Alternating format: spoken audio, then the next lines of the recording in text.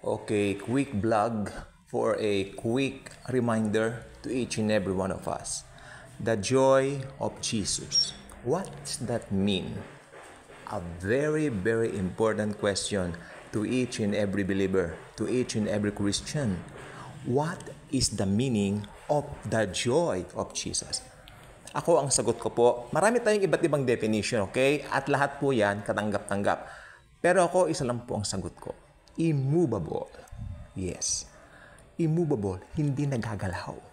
Yung foundation natin, hindi nagagalaw. Alam po ba ninyo, magandang katotohanan dito? Pwede tayong mamove, pwede tayong magalaw. Pero yung foundation natin, nasa ilalim na humahawak sa atin. Ibig sabihin, yung pinaka-foundation niyan, natin, hindi po nagagalaw. Immovable. Nung bata pa po kami, sa mga Sunday school, may kanta po kami, si Kristo ang sandigang, di nagigiba. Si Kristo ang sandigang, di nagigiba. Sing taas ng kabundukan, hindi nagigiba. Okay, hindi nagigiba. Okay tayo. Seemingly tayo, parang nadadown, parang feeling natin, wala ng pag-asa, di ba? Yun yung nasa surface yung nasa labas Pero ang totoo po niyan, ito po, deeper revelation of the joy of Jesus. Ang totoo po niyan, sa loob po, we are being transformed day by day. Gamitin natin yung mga seemingly na mga pangit na pangyayari sa buhay natin na opportunity para tayo lumakas. Okay? Harapin ang buhay as it is. Ang buhay po, hindi po, may kanta ako narinig sa DCS, ang buhay ng Kristiyano ay hindi puro alleluia lang. Agree. Pero, kahit ang buhay natin ay hindi puro alleluia lang, ang katotohanan po, hindi po tayo matitinag. Dahil, ang foundation natin, hindi naman po yung mga sarili-sarili natin, kundi ang Panginoong Hesukristo lamang. Let me give you an example. Ang isang bahay, kapag ka ito ay itinayo sa isang putikan, mahanginan lang yan, babagsak.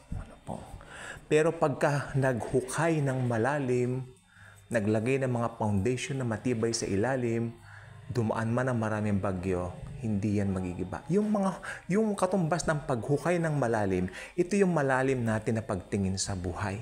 Kung malalim ang tingin mo sa buhay, malalim ang unawa mo sa mga kapwa-tao natin, especially sa mga kapwa-Kristiyano natin, hindi tayo basta-basta magigiba. Lalo na, alam natin, sino ba yung foundation natin? Iyon. It's only a matter of knowing who is your foundation. Kasi kung hindi ka founded doon sa foundation natin, walang iba kung hindi ang Panginoong Hesukristo. Mahipan ka lang ng hangin, bubuwal ka. Matotomba ka na. Tulad na nangyayari sa ibang mga tao. Actually, yung iba po, Kristiyano, yes, sila po ay, anong tawag dito? Sila ay founded kay Lord. Lahat po ng Christians, founded kay Christ. Of course, founded kay Jesus. Pero ito pong gusto kong sabihin hindi sila conscious na sila po ay founded doon sa ating rock.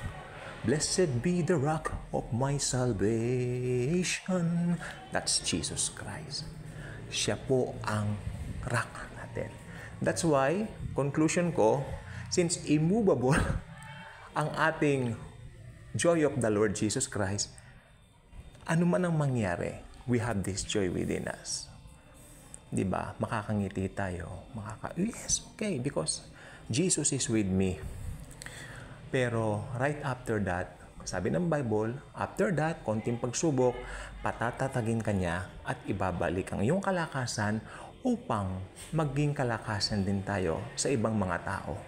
Lalo na dun sa mga hindi pa naniniwala kay Lord Jesus, maging tayo ang gagamitin niyang tulay upang sila man ay makakilala at makarinig ng gospel sa pamamagitan natin. Kaya kung hindi pa kayo nakasubscribe sa ating channel, I invite you to do so. Click the notification bell, share the wonderful grace and love of Jesus that will never, never gonna end.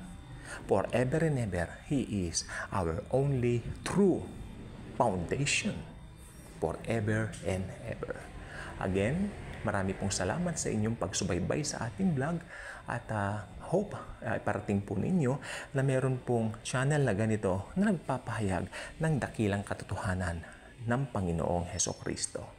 Thank you, and as always and forever, Jesus truly loves us all.